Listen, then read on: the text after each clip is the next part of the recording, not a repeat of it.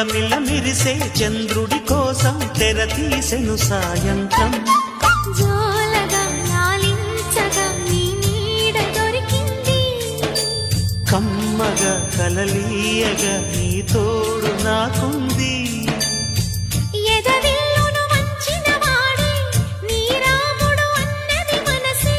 గుడి తలుపులు తీయక ముందే వరమిచ్చెను దేవత ఎదురై నీదే ఆచిని నిజమేనా జాబిలి